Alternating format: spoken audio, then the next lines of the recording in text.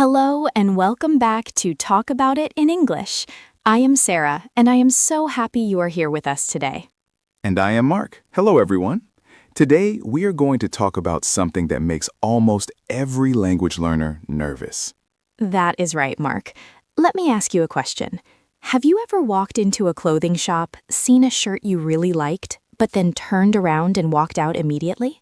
Yes, absolutely. I do that all the time. But usually, it is not because I don't like the clothes. Why do you leave then? It happens the moment a shop assistant starts walking toward me. I see them coming. They have a big smile. I know they are going to speak to me very fast. I get panicked, I get scared, and I just leave. I pretend I am looking at my phone and I run away. This is exactly what we call the shop clerk panic. It happens to almost everyone learning a new language. You want to look at clothes, but you are afraid of the conversation. You are afraid you won't understand their questions, or you won't know how to say politely that you just want to be left alone. Exactly. I feel like if I speak to them, I have to buy something, and if I don't buy something, I am being rude. Well, today we are going to stop that panic. In this episode, we are going to build a complete script for your next shopping trip. We will teach you exactly what to say when you enter the shop, how to ask for a size, and the most important part, how to leave the shop without buying anything while still being polite. That sounds like a dream. I really need the phrase for leaving without buying. That is the most awkward moment for me. We will cover all of it. By the end of this lesson, you will be able to handle the entire shopping experience from the front door to the fitting room. Before we start, if you want to speak about your life in English and not just study grammar rules, make sure you subscribe to the channel. We help you talk about real life, one topic at a time. Okay, Sarah, let's start at the beginning. I walk into a shop. I am just looking around. I don't need anything specific. But then the shop assistant approaches me. What do they usually say? In English-speaking countries like the UK, the US, or Australia, shop assistants are trained to be very friendly. They might say, "Hi there, how are you doing today?" Or, "Can I help you find anything?" Or simply, "Finding everything okay?" That is the problem. They speak so fast. Sometimes I just hear, "Finding everything okay?" and I freeze. That is normal. The most important thing to know is that you don't need to have a long conversation. If you are just looking, you need what we call a shield phrase. A shield protects you.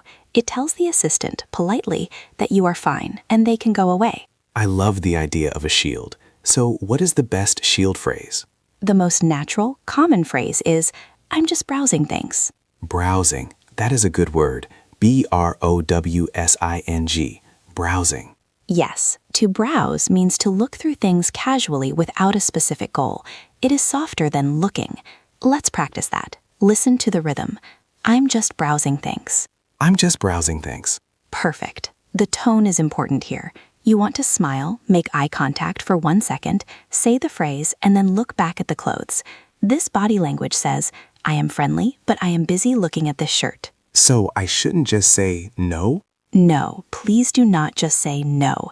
If the assistant asks, "Can I help you?" and you say no, it sounds quite aggressive in English. It sounds like you are angry. Okay, so no is too hard. What about I am just looking? "I'm just looking, thanks" is also perfect. It is very similar to browsing. You can use either one. Let's try "I'm just looking, thanks." I'm just looking, thanks. Excellent. Now, sometimes the shop assistant is very energetic. You say, "I'm just browsing," and they say, "Okay, well, my name is Jessica. If you need anything, just shout. We have a sale on denim today." Oh no, now they are giving me more information. What do I do? Do I have to answer? You just need a small acknowledgement. You can say, "Thanks, I will," or "Okay, thanks." You don't need to discuss the denim sale. You just acknowledge that you heard them. Thanks, I will. That is easy enough. Let's role play this first part. Mark, you are the customer. You just walked in. I am the shop assistant. Ready? I am ready. I am walking in. I see some nice jeans. Hi there, welcome in. Can I help you find a size? Oh, hi. I'm just browsing, thanks. No problem at all. Let me know if you need anything. Thanks, I will. Perfect. Mark, how did that feel? It felt much better. I had a script. I didn't have to panic. I knew exactly what to say to make you go away politely. And notice that I did go away. Once you say, "I'm just browsing," the assistant knows their job is done for now. You are safe. Okay, so that is phase one. I am safely browsing. But now, imagine I find something I actually like. I find this amazing jacket, but I cannot see the price. Or I need a different size. Now I need the assistant to come back. This is phase 2, the switch. You are switching from leave me alone to please help me. To do this, you need to get their attention. Since you already spoke to them, you can just make eye contact and smile, or raise your hand slightly. What do I say? Excuse me? Excuse me is perfect. Or if they are close by, you can say, could you give me a hand for a second? Could you give me a hand? That sounds very natural. It is very natural, but excuse me is enough. Now let's talk about the most useful sentence pattern in a clothing store. This is the pattern you will use 90% of the time. It is, do you have this in? Do you have this in? Okay, what comes next? Usually a size or a color. Let's look at sizes first. In English, we use the preposition in for sizes. We say, do you have this in a medium? Or do you have this in a size 10? Wait, so I don't say, do you have this with a medium? No, never with, always in. Think of it like you are inside the clothes. Do you have this in a medium? Listen to the connection between the words. Inna. It sounds like one word. Inna. In a medium. Do you have this in a medium? Do you have this in a large? Do you have this in a small? Exactly. Let's practice asking for a size. Mark, ask me for this shirt in a large. Excuse me, do you have this in a large? Let me check for you. Now, what if the size is okay, but you don't like to color? You want black, not yellow. I assume I use in again? Do you have this in black? You are a fast learner. Yes, do you have this in black, or do you have this in blue? Notice we don't say in a black. For colors, generally we just say the color name. Do you have this in green? Okay, so for sizes, it is in a medium, in a large. For colors, it is in green, in black. Precisely. Now, sometimes you don't see the size on the rack. You want to know if there is more stock in the back room. You can ask, is this the only size you have? That is a good question. Is this the only size you have? And if they say yes, you might ask, could you check if there are any in the back? In the back. That is the magic place where all the good clothes are hiding. Sometimes. So let's try a quick drill. I'm going to tell you what you want, and you use the phrase, do you have this in, to ask me. Ready? Ready. You are holding a red shirt. You want a blue one. Excuse me, do you have this in blue? Correct. Now you are holding a shirt that is a small. You want a medium. Do you have this in a medium? Good. Now you are holding a sweater. You want a larger size, but you don't know exactly which one. Just a bigger one. Do you have this in a bigger size? Perfect. Do you have this in a bigger size? Or do you have this in a larger size? Both work well. Okay, so I have found the shirt. I have the right size. Now I want to put it on. I want to test it. I need to go to the special room with the mirrors. What do I call that room? We usually call it the fitting room or sometimes the changing room. In the US, it is almost always fitting room. In the UK, you hear changing room a lot too. So how do I ask to use it? Can I just walk in? Usually the doors are locked or there is an attendant counting items, so you should ask. You can simply hold up the item and say, can I try this on? Can I try this on? That is a phrasal verb, right? Try on? Yes, to try something on means to put clothes on to check the size. Can I try this on? Or you can ask, where are the fitting rooms? Where are the fitting rooms? Easy. Let's role play phase 2. You found the jacket, you need a different size, and then you want to try it on. Okay, excuse me? Yes, how can I help? Do you have this jacket in a large? This one is a medium. I think we do. Let me look. Yes, here is a large. Great, thanks. Can I try it on? Of course, the fitting rooms are just over there on the left. Thanks. Excellent. Very clear, very polite. It feels good when you know the lines. It is like acting in a movie. It is exactly like acting. When you learn English, you are playing a character, the confident English speaker. The more you practice the script, the better your performance. Okay, now comes the danger zone. I am in the fitting room. I have tried on the jacket. And? Does it fit? Well, there are two options. Option A, it is perfect. I look amazing. I want to buy it. That is the easy option. Yes. If you want to buy it, you walk out, find the assistant, and say, I'll take it. I'll take it, not I buy it. I'll take it is the most natural standard phrase. I'd like to buy this is okay, but I'll take it sounds very native. Okay, I'll take it. That is easy. But now, let's talk about option B, the nightmare option. What is the nightmare? The jacket is ugly on me, or it is too expensive, or I just don't like it.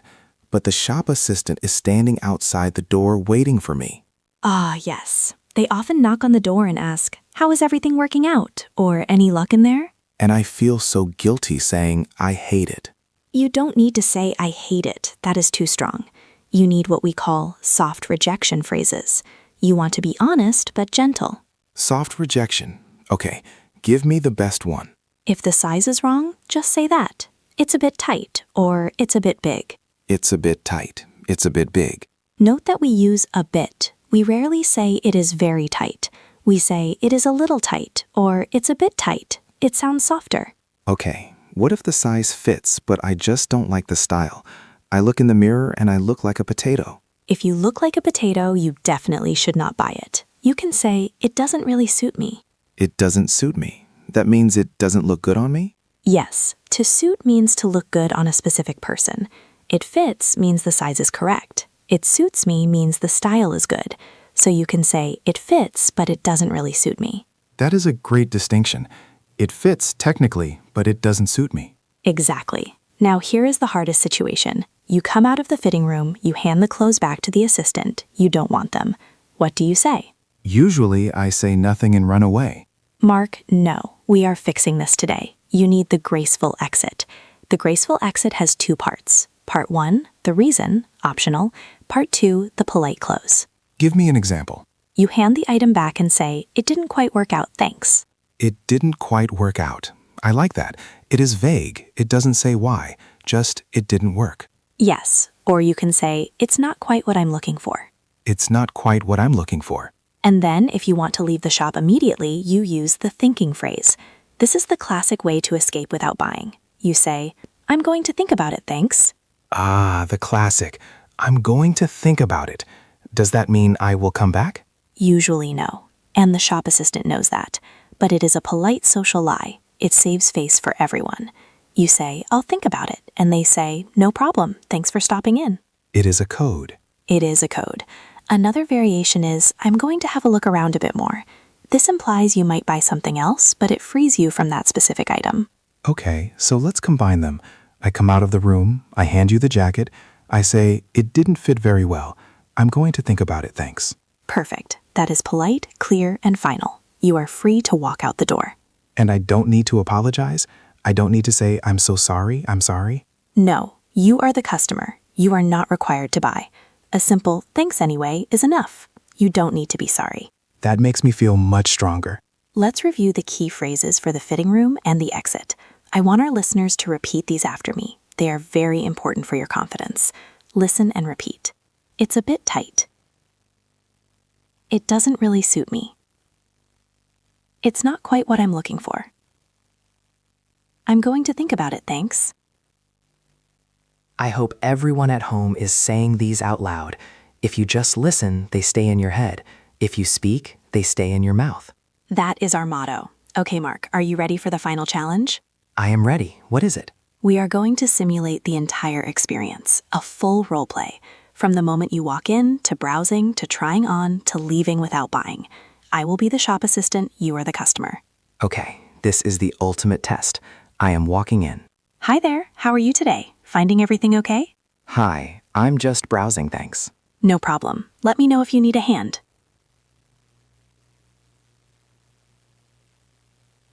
Excuse me? Yes? Do you have this sweater in a medium? I can only find a small. I think we do. Let me check this pile here. Ah, yes, here is a medium. Great, can I try it on? Sure, fitting rooms are right behind you. How is it going in there? Is the size okay? It fits, but the color doesn't really suit me. Ah, that's a shame. It comes in gray as well if you want to try that. No, I think I'm okay for now. No worries. Do you want me to take that for you? Yes, thanks. It's not quite what I was looking for. I'm going to think about it. No problem at all. Thanks for coming in. Thanks, bye. And scene. Mark, that was perfect. I felt really in control, especially at the end.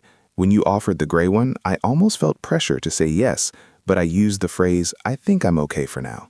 Yes, that was a great addition. "I think I'm okay for now" is a very polite way to stop the sales process.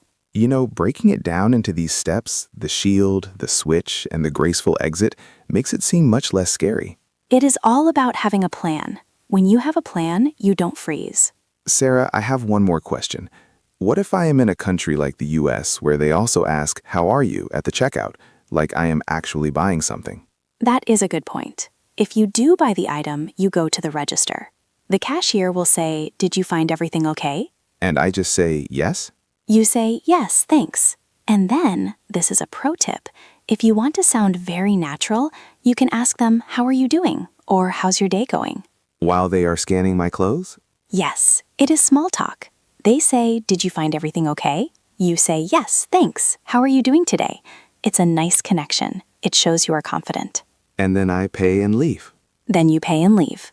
But remember, the hardest part is usually the floor interactions, the browsing and the trying on.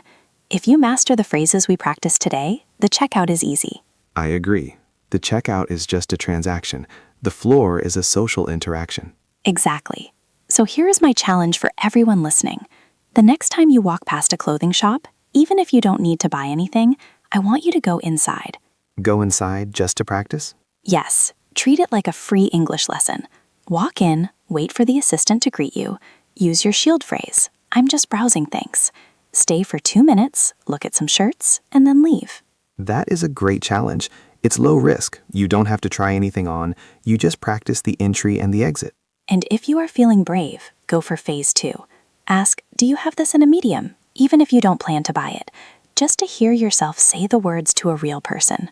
Hearing yourself say it to a real person is very different from saying it to your mirror. But once you do it once, the fear disappears. It really does. English is a tool for connecting with the world, not just a subject in a book. Don't let fear keep you out of the shops. Absolutely. Sarah, thanks for these scripts. I feel ready to go buy some jackets, or at least go look at them and then leave politely. You are very welcome, Mark. Before we go, if you found these scripts helpful, please hit the like button on this video. It helps other learners find us so they can stop panicking in shops too. And subscribe if you haven't already. Next week, we are going to talk about another tricky social situation, how to make small talk with your neighbors without it getting awkward. You won't want to miss that. Oh, neighbors are difficult. I look forward to that one. Thank you so much for listening and practicing with us today. Remember, keep the phrases in your mouth, not just your head. See you next time. Bye, everyone. Good luck shopping.